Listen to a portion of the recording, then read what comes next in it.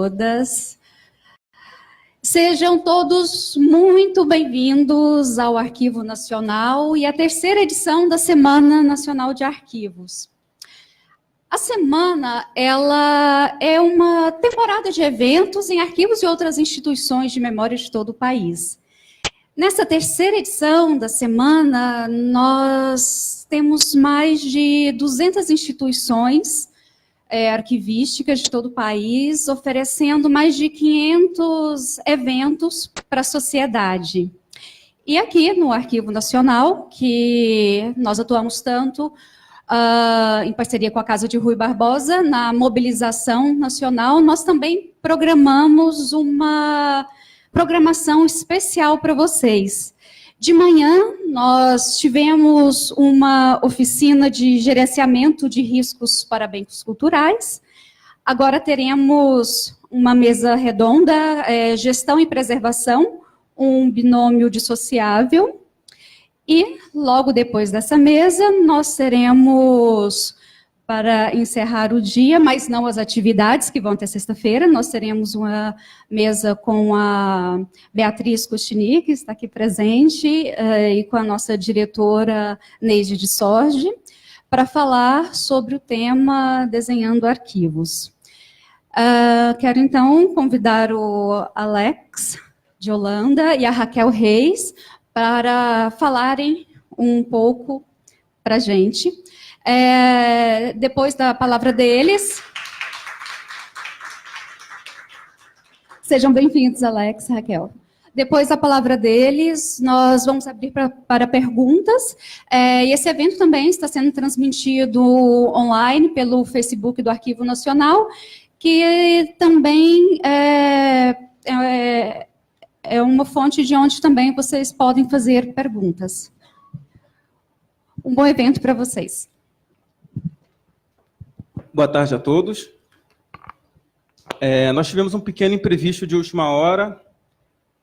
Infelizmente, não vamos poder contar com a presença da Cláudia aqui, que teve que resolver alguns problemas relativos à CTDE. Mas eu tenho aqui a Raquel, que é uma técnica que trabalha comigo, arquivista, que trabalha comigo na equipe de permanência digital e desenvolve comigo a coordenação e toda a atividade executiva de planejamento do AN Digital, que é que a gente vai apresentar aqui hoje para vocês.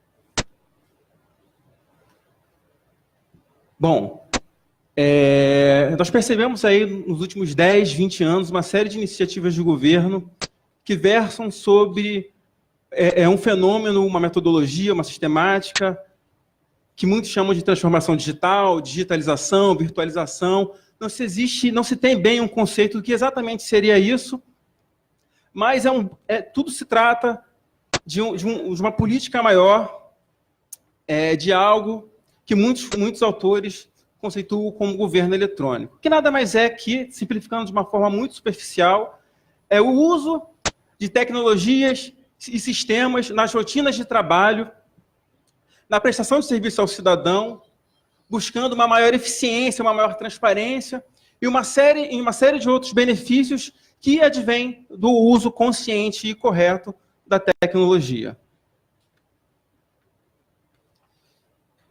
A gente observa por aí uma série de siglas, algumas muito conhecidas, outras menos conhecidas, mas todas tratam do mesmo assunto, todas vêm no mesmo cesto do governo eletrônico. Nós temos siglas como o PEN, que é o Processo Eletrônico Nacional, o SEI, que é muito conhecido por todos vocês, acredito, o CIGEP, o Assentamento Funcional Digital. O e-mail vem sendo cada vez mais utilizado nos meios de trabalho, nas rotinas de trabalho, nas comunicações oficiais. Nós temos aí a estratégia de governança digital, que é uma série de normativas de governo que tratam sobre o mesmo assunto, incentivam o uso das tecnologias na prestação de serviços ao cidadão. Nós temos aí o INSS, que passa a prestar serviços à sociedade, com uma entrada de benefícios e tudo mais, pela internet, e uma série de outras coisas. A Receita Federal com o imposto de renda, a nota fiscal eletrônica. Eu poderia ficar aqui uma tarde inteira enumerando todos os serviços e produtos que o governo disponibiliza via internet. No entanto, nenhuma dessas iniciativas é nova.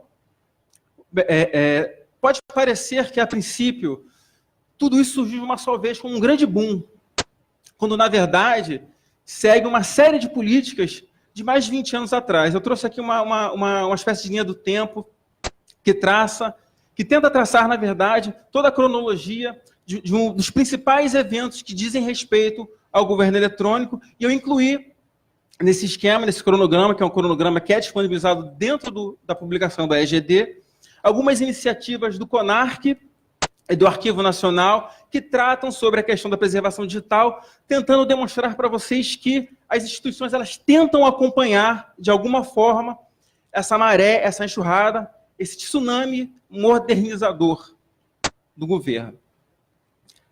Nós temos aí, tem um ponto bem interessante, volta, por favor, que é um marco importante para a temática tratada na mesa de hoje, que é a criação da Câmara Técnica de Documentos Eletrônicos em 1995. Ela teve uma reestruturação posterior em 2002, mas essa Câmara Técnica ela tinha como principal objetivo, que é um objetivo que hoje nos parece uma coisa muito simples, que é tratar sobre o uso da informática nas rotinas administrativas, nos arquivos, e o impacto do uso da então chamada informática para as rotinas de trabalho e para os arquivos.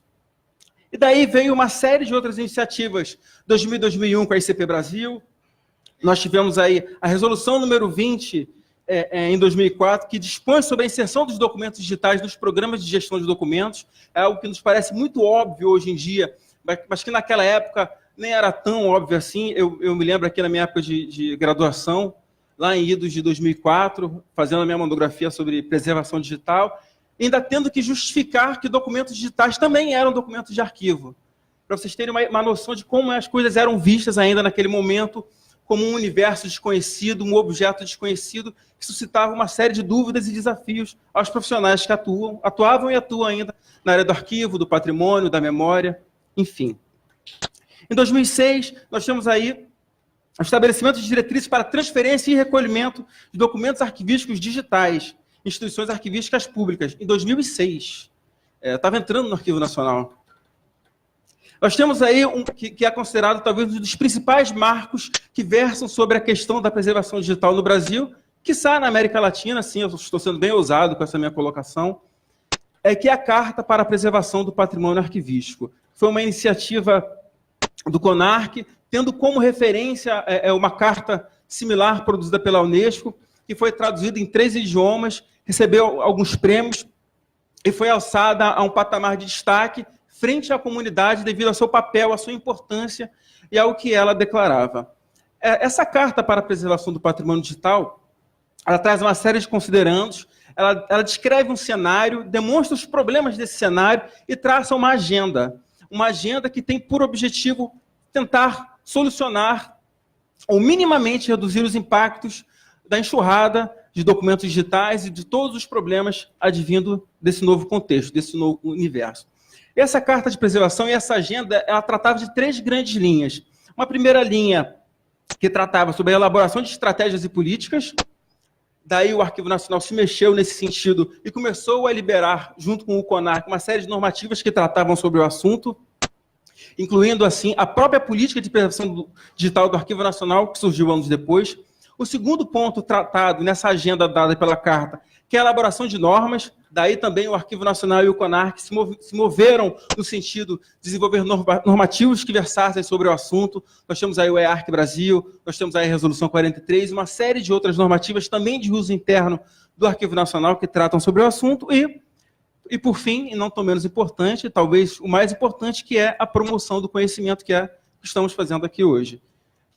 Que é a disseminação de todo o conhecimento que o Arquivo Nacional vem colhendo, vem aprendendo nessas 2 décadas, pouco mais de 2 décadas, debruçado sobre a temática dos documentos arquivísticos digitais.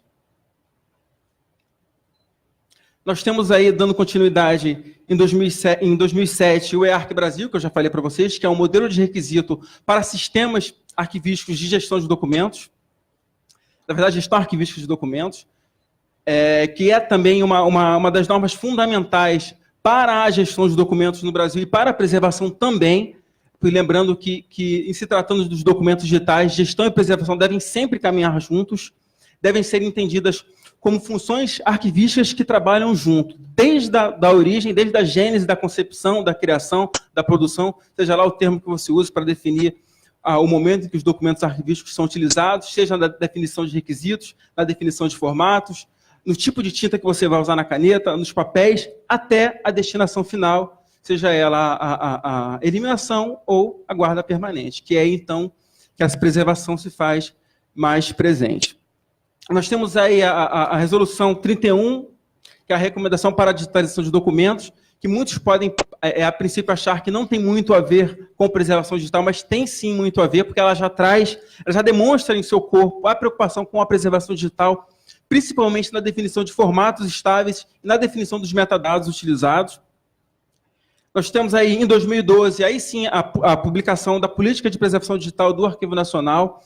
Eu tive, umas semanas atrás, no Seminário Internacional de Preservação Digital, na Federal de Goiás, e fiquei muito feliz em saber que esse documento é tido como referência para muitas instituições do país, até mesmo na América Latina, por muitos pesquisadores que se debruçam sobre o tema da preservação digital e por instituições que buscam elaborar as suas políticas de preservação digital.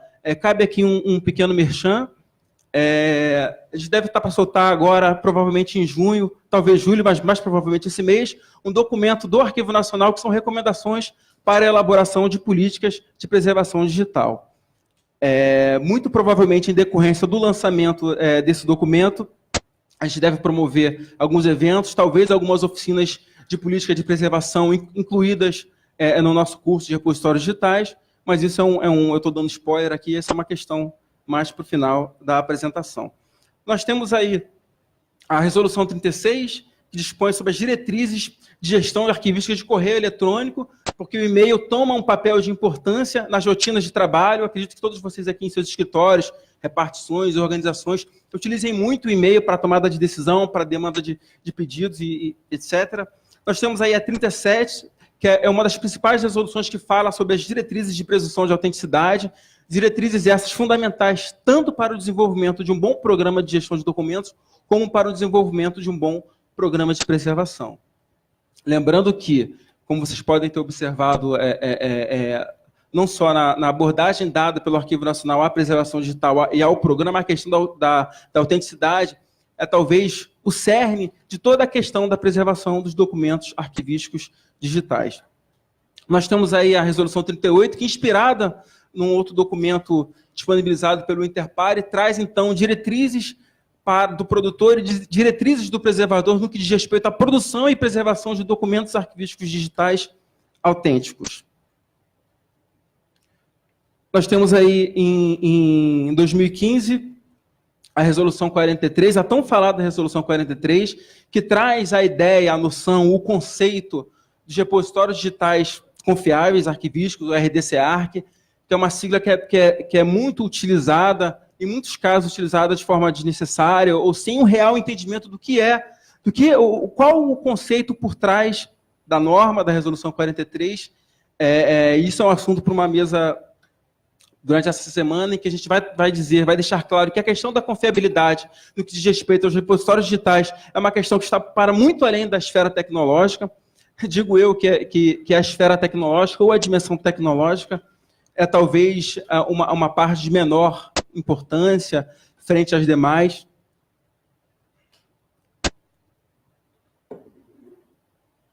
Nós temos aí, em 2016, a atualização da nossa política de preservação, que é um documento basilar, importantíssimo para o desenvolvimento do programa e para a implementação do repositório digital, que a Raquel vai falar para vocês mais a seguir, e que ela vai comentar sobre todo o planejamento de preservação, sobre o plano de preservação, definição de formatos, tudo isso que é colocado na política.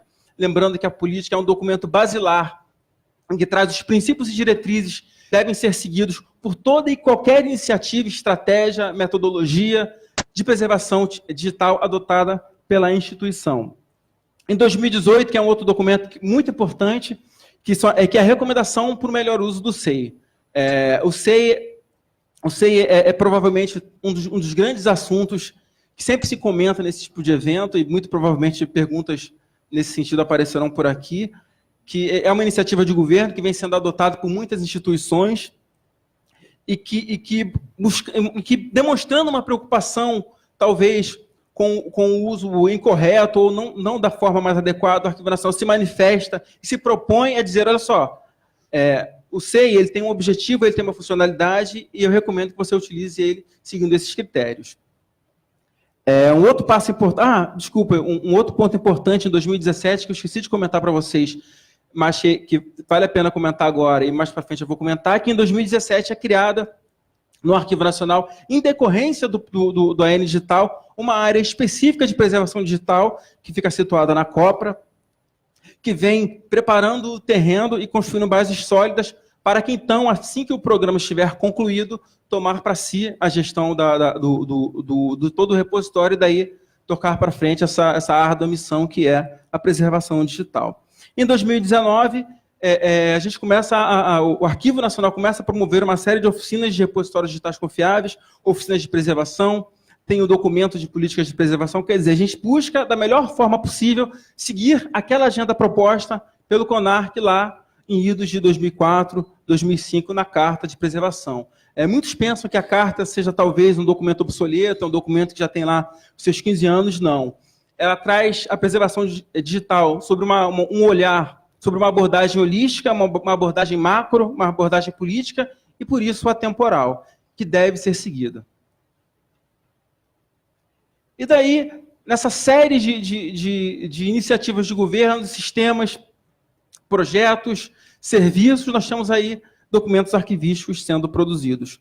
Documentos arquivísticos esse que acho que não cabe aqui explicar para o público quais são as características do documento arquivístico, o que é relação orgânica, organicidade, o que é archival bound, e uma série de outras qualidades e características, a questão da confiabilidade, autenticidade, integridade, a questão da forma fixa, a questão do conteúdo estável, variabilidade limitada e uma série de outras nomes estranhos e esquisitos para aqueles que não talvez dominem o linguajar ou o jargão específico da área de preservação digital. E com tudo isso vem a grande responsabilidade, que é a responsabilidade do Arquivo Nacional, que é o que fundamenta, que é o que justifica uma iniciativa, um projeto, um programa desse tamanho, dessas proporções. Lembrando que algo que eu vou falar um pouco mais a seguir, o programa AN Digital, ele esse ano completa 9 anos. Considerando todo o tempo de estudo que é anterior à institucionalização desse programa, nós temos aí mais de 10 anos de um programa que muitos acham que não rendeu frutos, mas muito pelo contrário.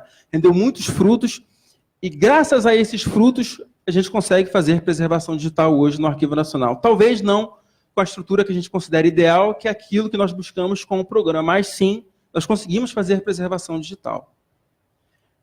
E como todos bem sabem, o Arquivo Nacional tem por responsabilidade, de acordo com o artigo 18 da Lei 8.159, tomar conta, manter, preservar, dar acesso a tudo aquilo que é produzido, recebido e entendido como de valor permanente pelo Poder Executivo Federal. É, sim, uma grande responsabilidade. Não se sabe ao certo o número de órgãos e entidades que compõem toda a administração pública federal. Alguns falam em algo em torno de 3.000, outros falam em torno de 5.000. Mas é, sim, um universo muito vasto, com formatos, requisitos, sistemas e uma sorte de outras coisas e problemas. Bom, e a nossa grande obrigação é tentar destacar aí, talvez, os 4 pilares da competência do Arquivo Nacional. Eu deixei de fora a questão da Política Nacional de Arquivos, porque não está muito no bojo da nossa apresentação, mas eu destaquei a gestão, o recolhimento, a preservação e o acesso. Lembrando que preservação e acesso é o par permanente dos arquivos, né? Não se fala em arquivo sem falar em preservação e acesso. E eu ouso dizer que não é um binômio, sim um trinômio, porque a gestão deve sim estar incluída na concepção, na ideia, na noção de arquivo. Fazer arquivo fazer gestão, é fazer preservação e é dar acesso. Bom, e com tudo isso, com grande responsabilidade, vem grandes problemas e um grande desafio. Um desafio até então, nos idos de 98, 2000, já se tinha uma ideia, mas não se imaginava que o caos seria tanto. E daí surge a grande pergunta, a pergunta que dá o norte para o programa AN Digital, que é como manter documentos arquivísticos digitais preservados, Confiáveis, aí eu me remeto à ontologia da confiabilidade dada pelo projeto Interpares, que define a confiabilidade em 3 conceitos que depois ela destrincha em outros mais, mas que é autenticidade, integridade e fidedignidade. E acessíveis pelo tempo que for necessário. Seja por 1 ano, seja por 2 anos, na idade corrente, seja por 5, 10, 50 anos na idade permanente ou permanentemente. Permanentemente, para sempre. Forever. Bom, só que tem alguns pontos que valem a pena ser comentados aqui. Primeiro que a preservação digital, ela pressupõe a alteração constante. O monitoramento constante e a alteração constante. Pois bem, se eu digo para vocês que forma fixa e conteúdo estável são qualidades ou características fundamentais do documento arquivístico digital, e agora eu digo para vocês que a preservação digital pressupõe adulteração, pressupõe alteração, isso não faz sentido. Não, faz sentido sim. A conversão é talvez a principal estratégia de preservação digital adotada pelas grandes instituições por todo o mundo, que nada mais é que pegar um documento digital num formato não normalizado, ou num formato visto como tendo um horizonte de obsolescência próximo, e convertê-lo para um outro formato mais atual. Essa é talvez a grande estratégia de preservação digital adotada pelas grandes soluções, principalmente os repositórios digitais aderentes ao modelo OAS, que eu vou falar um pouco mais a seguir, quando eu apresentar o diagrama do nosso repositório.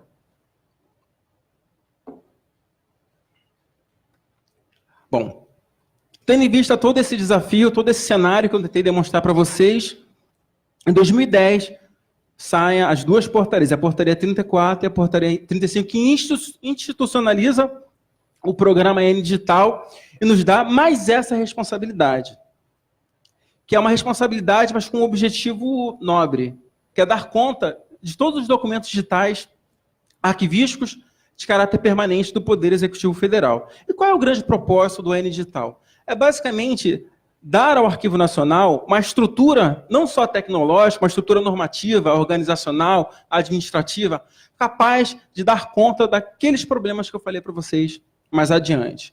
Manter documentos arquivísticos digitais autênticos, preservados e acessíveis. A ideia de confiabilidade era um pouco nova, veio junto quer dizer, um pouco nova no contexto dos arquivos Brasil, o repositório. Veio com a resolução 43, mas é um conceito que ainda não se tem muita ideia, eu vejo ele sendo utilizado, às vezes, de forma um pouco imprecisa, assim como o conceito de repositórios digitais confiáveis, mas isso é uma outra questão. Pois bem, é dotar o Arquivo Nacional da capacidade necessária para dar conta desse problema.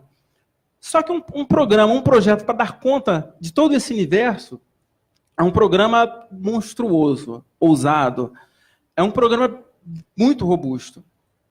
E ele foi pensado, ele foi concebido pela equipe do Arquivo Nacional de forma a ter uma boa governança, de forma eficiente e eficaz, considerando os recursos públicos utilizados por nós, recursos públicos esses que, via de regra, saem todos de um mesmo saco. Então, dar dinheiro para o Arquivo Nacional é tirar dinheiro de outras iniciativas que uns podem considerar mais importantes e outros não. Mas usar dinheiro público é uma responsabilidade, sim. Então, buscou-se criar, desenvolver um programa e um modelo de governança que conseguisse utilizar os recursos da melhor forma possível. Então, a governança do projeto ela foi dividida basicamente em 2 grandes grupos. O primeiro grupo é o grupo executivo. É o grupo que põe a mão na massa, propriamente dito. É um grupo com o qual eu me reúno semanalmente ou quinzenalmente, quando a gente discute, quebra-cabeça, busca soluções, desenha fluxos. É o grupo que basicamente toca o projeto, faz o projeto acontecer. Ele é composto por técnicos e especialistas do Arquivo Nacional, não só da coordenação ao qual eu faço parte, mas de outras coordenações afetas ao projeto, e é responsável, como está bem escrito ali, pela implementação do projeto. Nós temos também um comitê de integração, que ele é formado basicamente pelo primeiro e segundo escalão do Arquivo Nacional, ou seja, direção geral e coordenadores gerais, que é uma esfera mais deliberativa, onde depois dos temas debatidos pelo grupo executivo, as possíveis soluções são apresentadas a esse grupo, e esse grupo, então, toma as decisões necessárias. Só para dar um exemplo para vocês, nenhuma decisão é tomada sobre o programa, no bojo do programa, sem que ela seja discutida, sem que ela seja debatida e decidida em coletivo, junto ao comitê de integração. O projeto, por se tratar de um grande programa, ele foi dividido de forma a tentar otimizar e dar gestão a esse grande não problema, essa grande solução, na verdade. Então, optou-se por dividir o programa basicamente em 4 linhas de ação.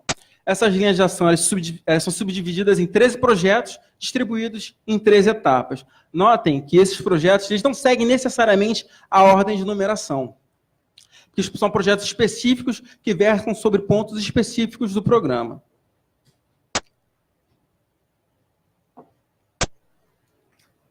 Nós temos as 4 linhas de ação, uma linha prospectiva, que é basicamente análise e estudo, diagnóstico. Nós temos uma outra linha de ação, que é o modelo de negócio, que é entender os impactos dessa nova realidade para o Arquivo Nacional e aí, então, pensar uma nova estrutura organizacional ou mesmo saber se a estrutura organizacional que nós tínhamos à época era capaz de dar conta desse problema, desenhar fluxos para, então, ter insumos e requisitos para o desenvolvimento de um sistema.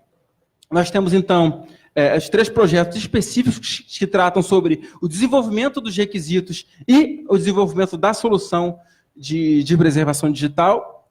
E, então, outros projetos que são projetos de capacitação e de implementação de metodologias de gerenciamento de projeto.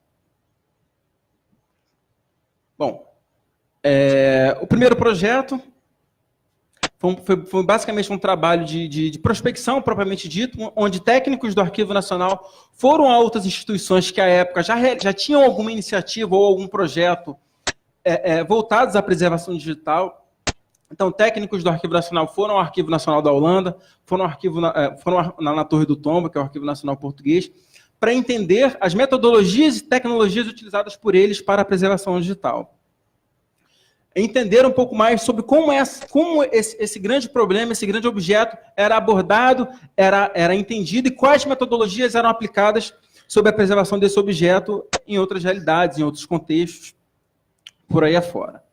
Bom, as visitas foram realizadas em 2010, tem os relatórios. Lembrando, gente, que toda a documentação desse projeto ela é disponível, ela é de acesso público, ou via SIC, ou mesmo via e-mail, enfim, o projeto ele busca ser o mais transparente possível, lembrando que a transparência é, sim, um dos principais fatores que garantem a confiabilidade do meu projeto, do meu programa, então, por isso, é o que eu sempre falo, se você for lá no Google, jogar N digital, o primeiro link que vai aparecer é o do programa, com toda a documentação sobre o programa, os projetos, relatórios e tudo mais. Bom, o segundo projeto era basicamente sobre perspectivas em preservação digital, que era basicamente um trabalho de estudo no âmbito do Arquivo Nacional que buscava entender um pouco mais sobre como a questão da preservação digital ela se dava não só no Arquivo Nacional, mas no cenário internacional, desenvolvendo pesquisas e desenvolvimento sobre a área. Nessa etapa do projeto, o Arquivo Nacional começou entrou, de fato, no projeto Interpares, que é um projeto que eu acredito que todos vocês conheçam, que até pouco tempo atrás era encabeçado pela professora e pesquisadora Luciana Durante, que é talvez um dos principais projetos de vulto internacional que versam sobre a questão da preservação digital, documentos arquivísticos e autênticos. É um projeto que inclui diversas instituições arquivísticas e instituições de pesquisa por todo o mundo, da China ao Brasil. E o Arquivo Nacional participou desse projeto, participou da pesquisa e dos estudos de caso desse projeto, para o desenvolvimento não só do seu arcabouço teórico, conceitual, mas para o entendimento das metodologias aplicadas através desse arcabouço teórico-metodológico, para entender como se faz preservação digital. Que até então era uma abstração, algo teórico, que não se tinha muito ideia do como fazer, do como acontecia. O Arquivo Nacional, desde então, vem participando sistematicamente do projeto Interpares, com reuniões e relatórios. É por isso que eu sempre falo que o arcabouço teórico que rege o programa N Digital é o projeto Interpares. O projeto 3 o projeto 3, que talvez é um dos projetos mais complexos do programa, que trata basicamente de um grande diagnóstico feito no âmbito do Poder Executivo Federal sobre sistemas, formatos, processos de trabalho, modelos de negócio. É um projeto extremamente ousado. Fez-se um primeiro diagnóstico piloto em algumas instituições. Anos depois, a gente conseguiu fazer um diagnóstico um pouco maior, só que é difícil a gente conseguir identificar um instrumento e uma metodologia que dê conta de todo o universo que é a administração pública federal. A coordenação do SIGA vem desenvolvendo uma metodologia e um sistema que vai aperfeiçoar o método de diagnóstico do sistema. E muito provavelmente, graças a esse projeto desenvolvido no âmbito do SIGA, nós vamos conseguir mais subsídios para o programa AN Digital. O projeto 4 foi basicamente entender os impactos da entrada dos documentos arquivísticos digitais no Arquivo Nacional, saber se os nossos processos de trabalho, estrutura organizacional, áreas, se tudo o que a gente fazia, se o como a gente fazia, daria conta ou dava conta desse novo cenário que se apresentava dos documentos arquivísticos digitais. E desse grande projeto foi contratada uma empresa, que chama uma terceira pessoa neutra, que vem à instituição, faz um mapeamento das áreas técnicas correlatas à temática da preservação digital, buscando ali entender quais seriam os impactos e propondo alterações inclusive, da estrutura organizacional. E foi graças ao relatório produzido, das análises coletadas dessa modelagem, que aí então percebeu-se a necessidade da criação de uma área específica para a preservação digital na COPRA, para dar conta do tratamento técnico e da preservação desse novo objeto, desse novo ser. E aqui a área foi criada, finalmente, no ano de 2017, com a publicação de uma portaria específica falando sobre as competências e sobre a estruturação da área. Lembrando que o Arquivo Nacional continua a desenvolver normas internas que tratam sobre o assunto. Como vocês podem ver aí, que esse era o grande norte do projeto 5, que era a definição de procedimentos, políticas, todo o material normativo que versasse sobre a questão da preservação digital na instituição. Daí, então, depois de todo esse estudo, e graças também a toda a pesquisa realizada junto ao projeto Interpares, do conhecimento adquirido da participação do Arquivo Nacional junto ao projeto Interpares, foi feita, então, a primeira versão da nossa política de preservação digital, que eu já comentei para vocês antes, e saiu uma segunda atualização em 2017, e ela está em atualização, novamente, para definição de alguns formatos. O universo digital é muito dinâmico, e por mais que você tente fazer uma política não muito amarrada a tecnologias específicas, a própria dinâmica da preservação digital e da área meio que nos força a fazer atualizações sistemáticas.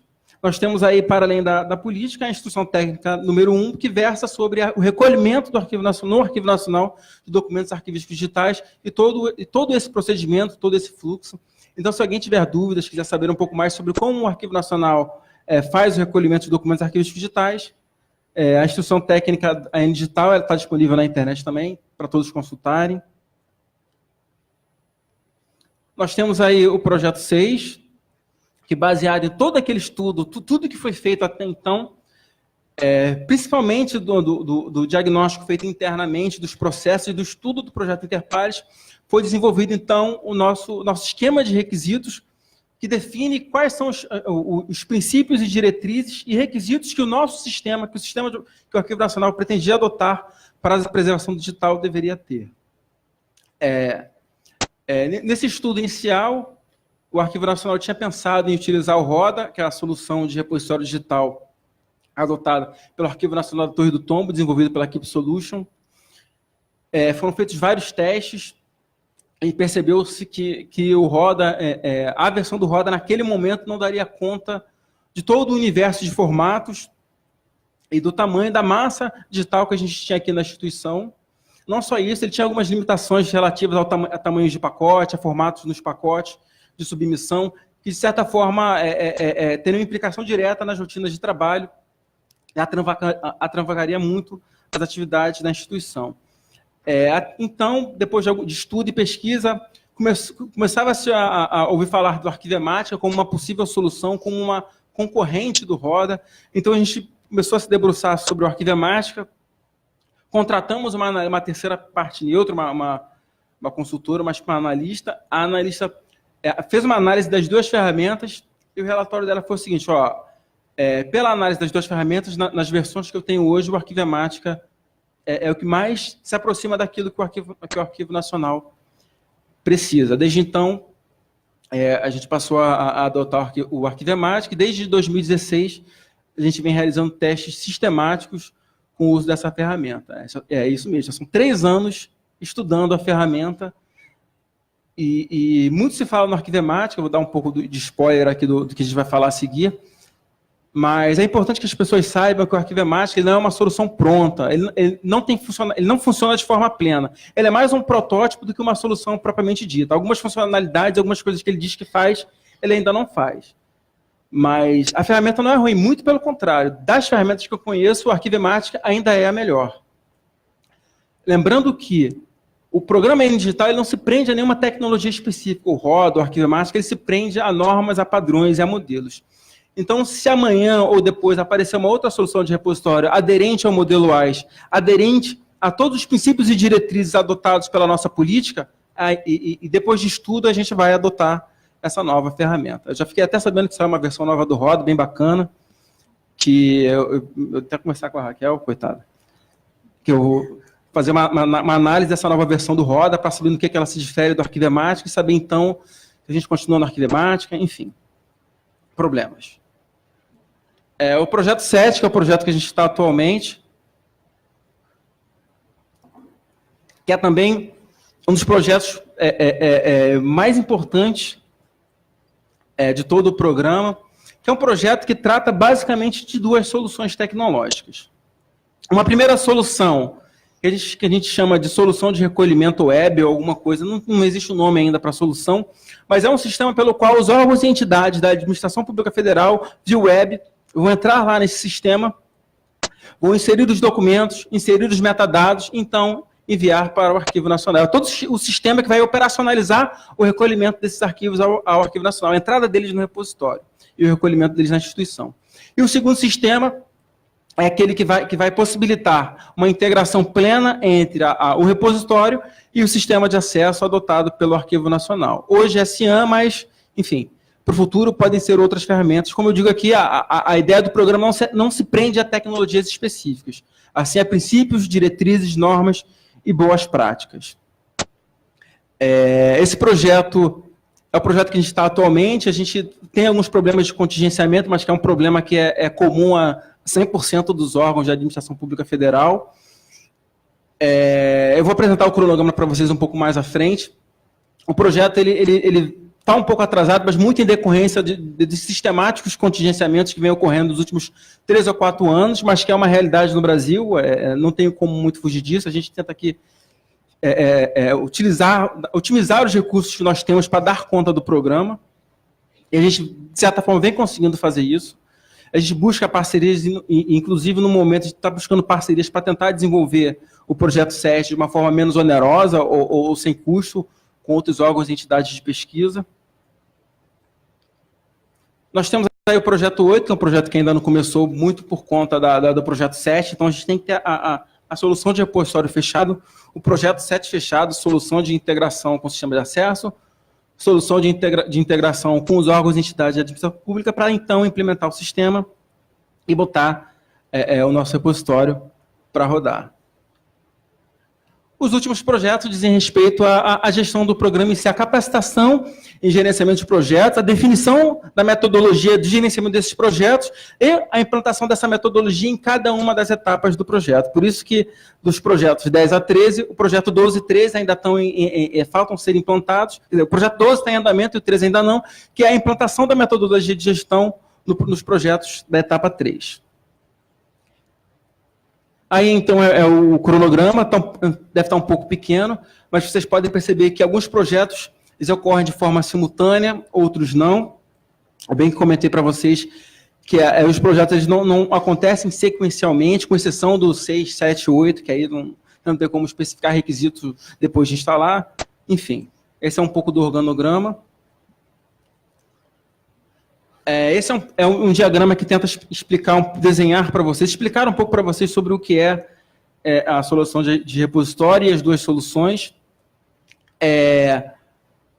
De todo o orçamento que já gasto nesse projeto ao longo dos últimos 10 anos, cerca de 95% desse orçamento foi dedicado para a construção de uma sala-cofre. Hoje o Arquivo Nacional possui uma sala-cofre Tier 3, com storage de cerca de 1,5 petabytes, que é uma estrutura que eu pessoalmente desconheço. Qualquer instituição no país que possua, instituições de acervo, obviamente, que possua uma estrutura desse tamanho e desse nível de complexidade e segurança.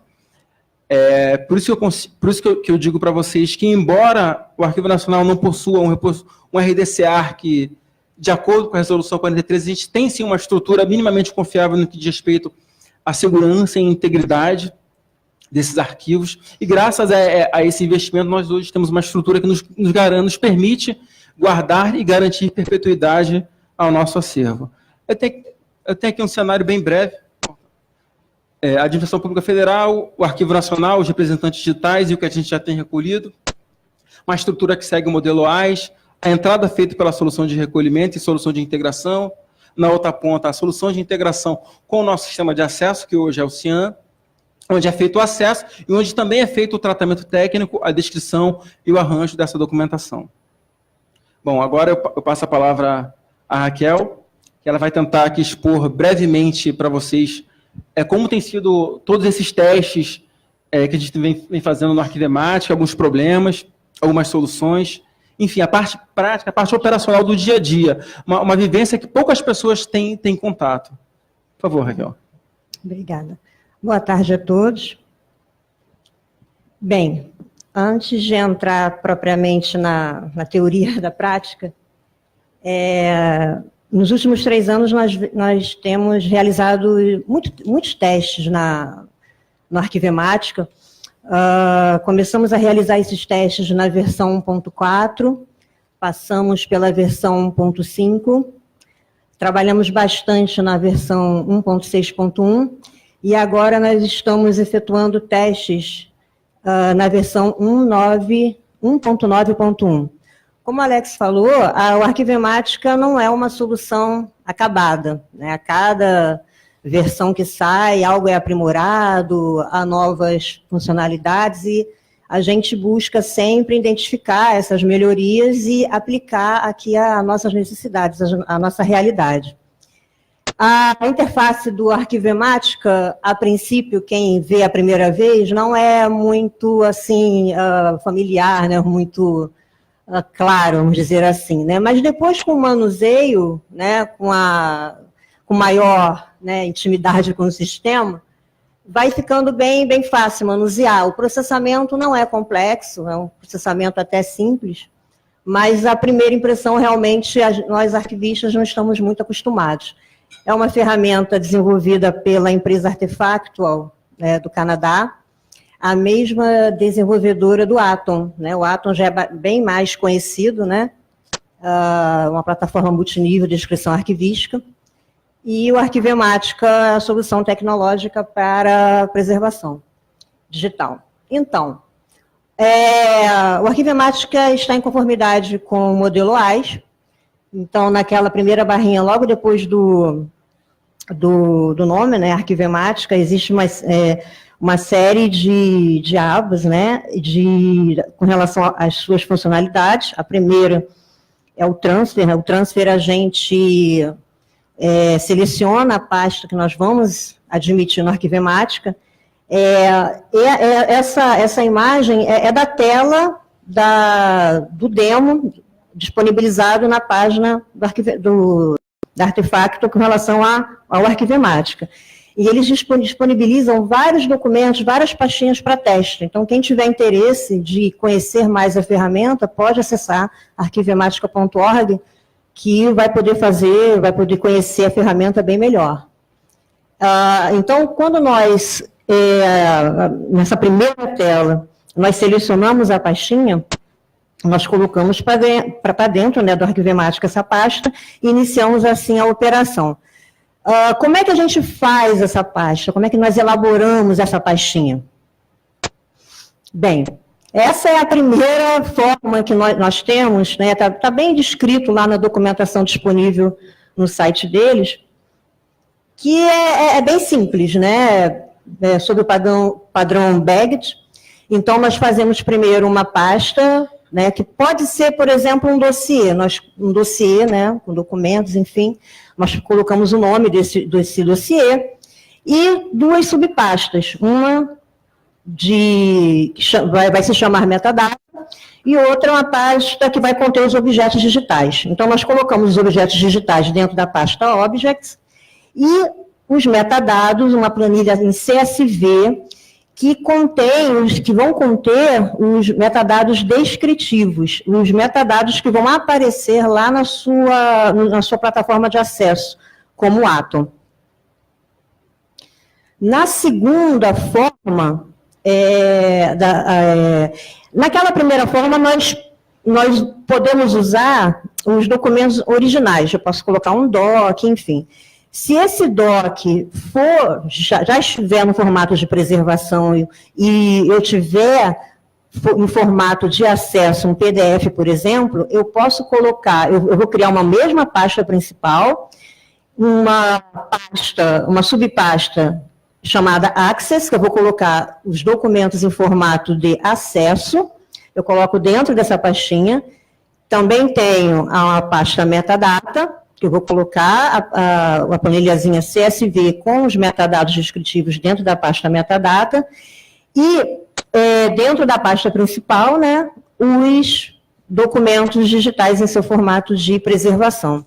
Isso, se eu já tiver os meus documentos digitais em formato de preservação e em formato de acesso, tende a economizar processamento, eu não preciso normalizar, eu não preciso converter os documentos, eles já se encontram nos seus formatos finais, digamos assim, para admissão no repositório. Então, isso economiza muito tempo de processamento, essa segunda forma de entrada no Arquivemática. Bem, essa planilha CSV são metadados descritivos, mas em Dublin Core, tá?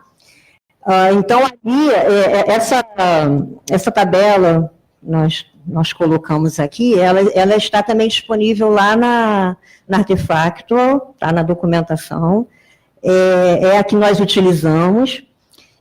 Nessa primeira coluna, nós colocamos os nomes dos arquivos, tá? Aí a identificação, o título, quem criou, a data, enfim. Aqui no arquivo, nós estamos trabalhando somente os campos do OpenCore que fazem equivalência com a ISAD-G, tá? Somente os campos essenciais. Existe a equivalência, Natasha?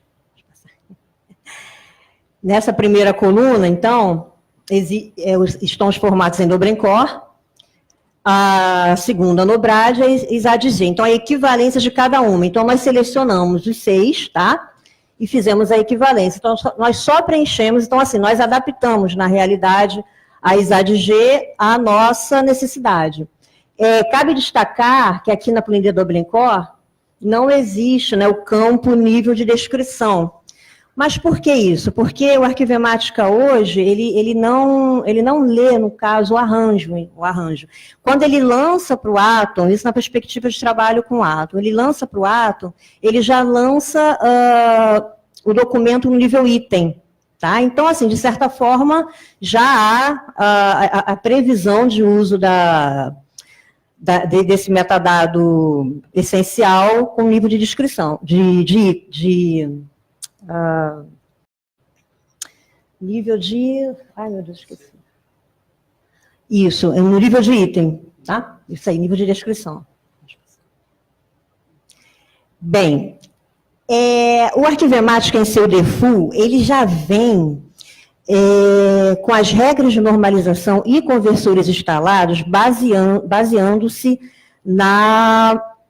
no que está disponível no PRONOM, que é o Arquivo Nacional do Reino Unido. Lá eles possuem um banco de dados com todas as informações acerca dos formatos hoje existentes. Então, eles efetuam estudos, registram todas as informações e também indica se aquele formato pode ser usado para preservação ou acesso.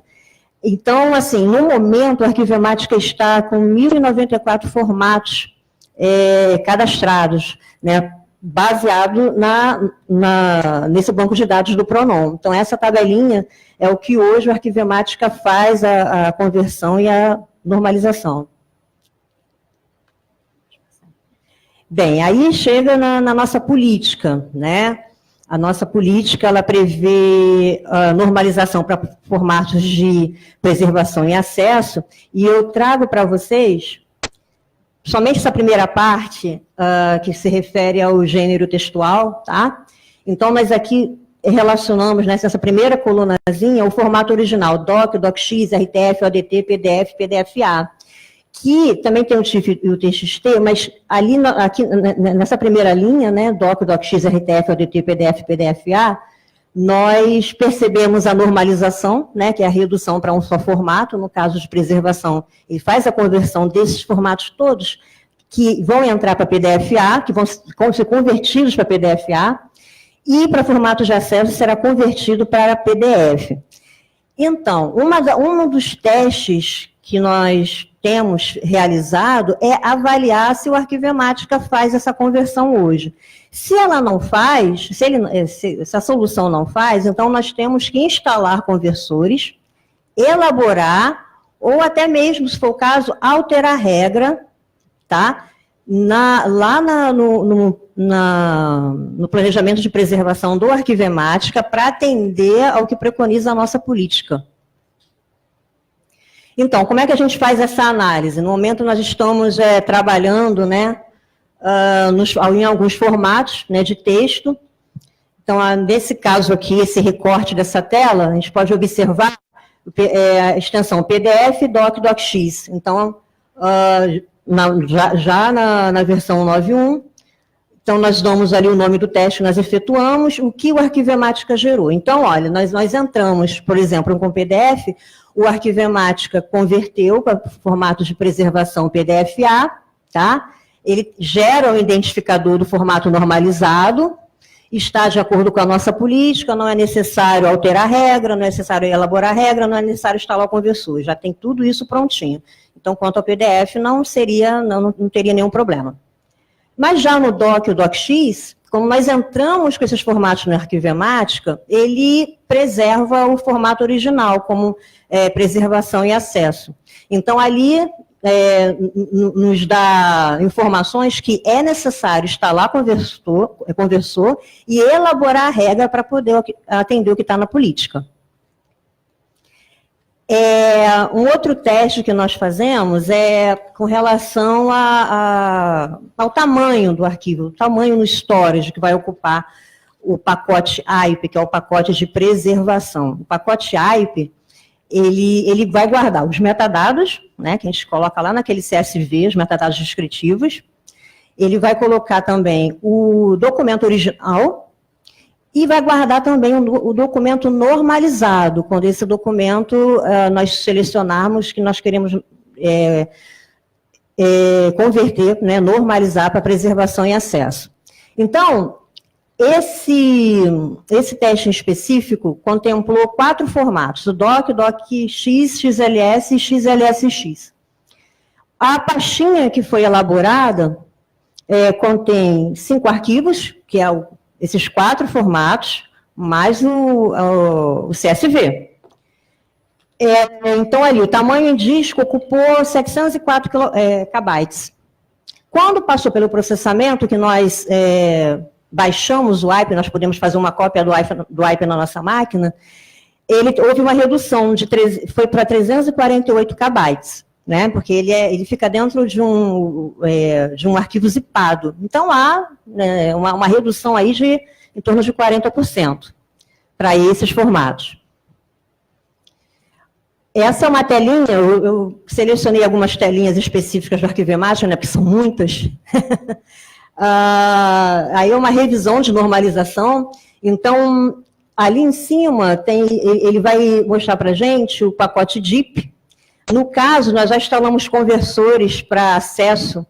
Então, ali, para dois formatos específicos, o DOC e o XLSX, já houve conversão. Então, já foi feita a regra, já foi instalado o conversor e já houve a conversão para o formato de acesso. Nessa outra aqui, que é o PDF, houve um crescimento.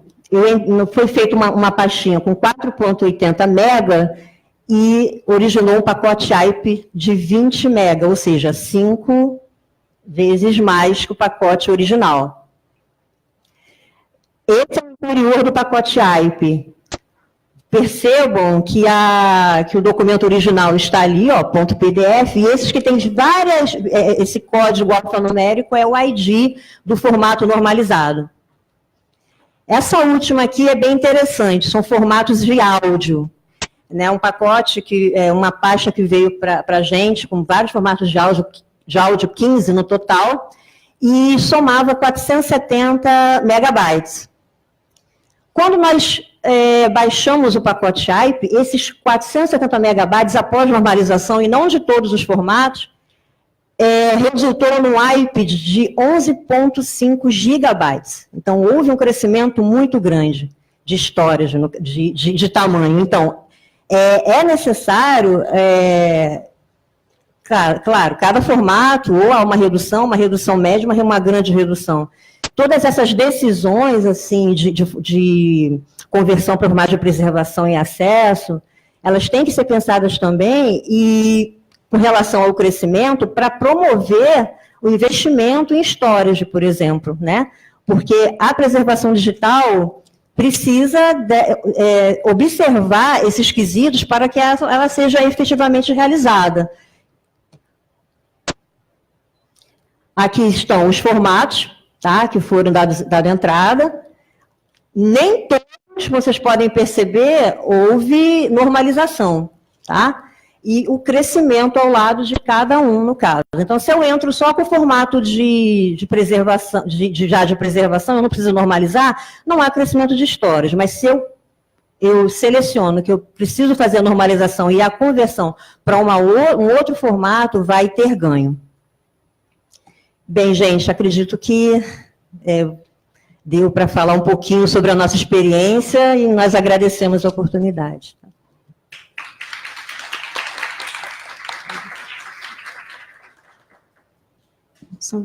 Bom, a gente tem mais um tempinho, estamos aqui abertos para perguntas sobre preservação digital, sobre o programa especificamente, sobre o uso do Arquivemática.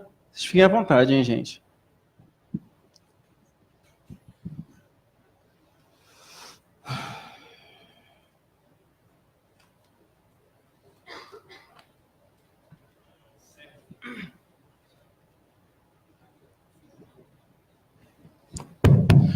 Sérgio Lima, do Arquivo Nacional.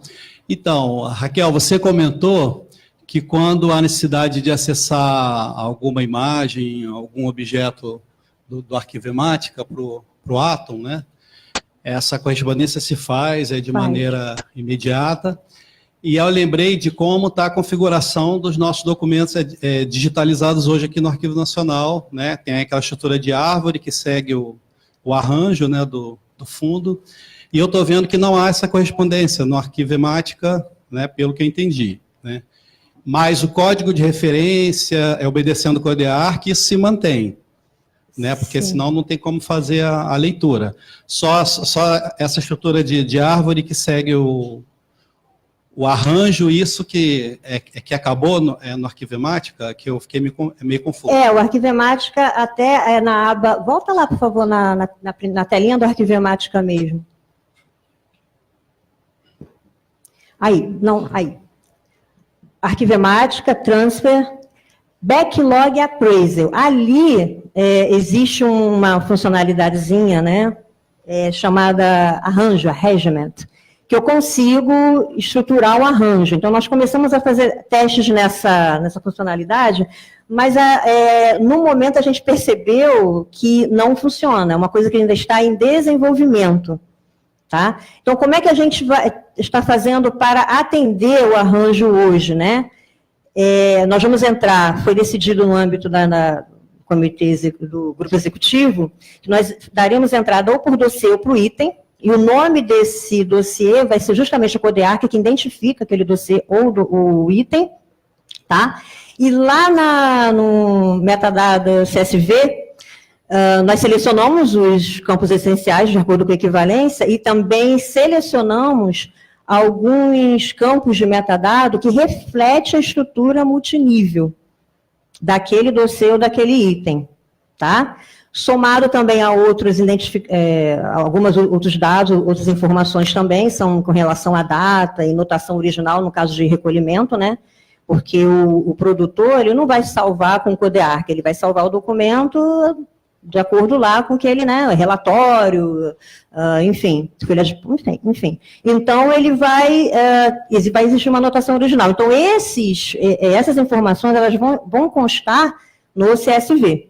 Tá? Então, já existe esse estudo, e ali a gente vai recuperar a estrutura multinível, por enquanto, por ali.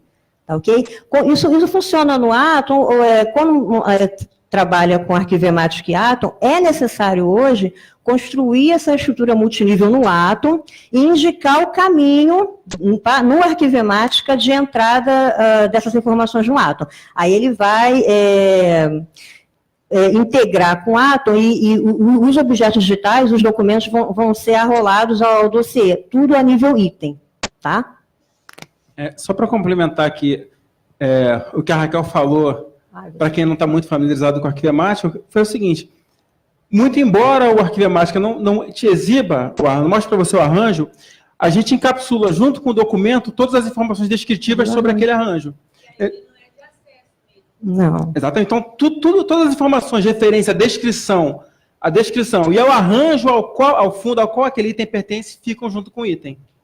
Então, eu nunca botei um item isolado sem informações que remetem ao fundo, a toda a sua estrutura hierárquica, ao seu arranjo e tudo mais.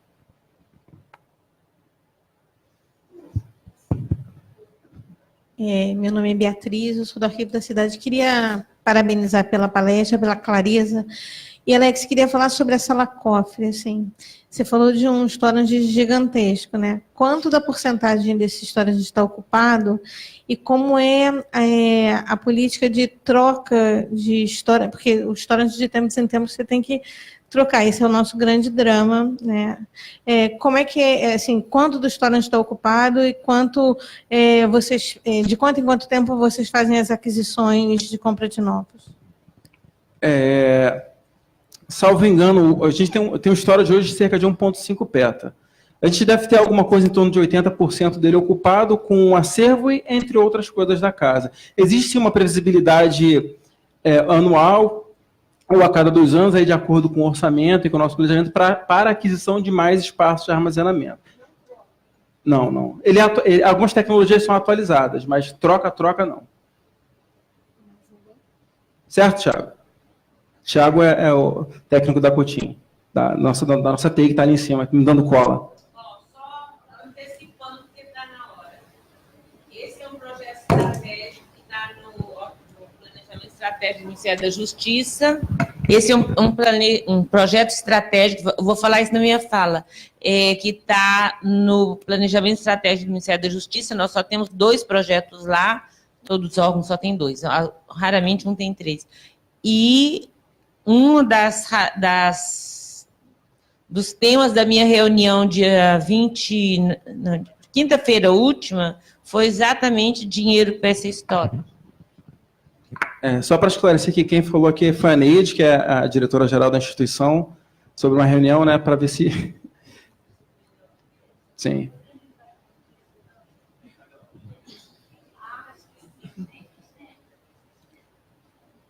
Mais alguém? Podemos encerrar então, pessoal? Foi?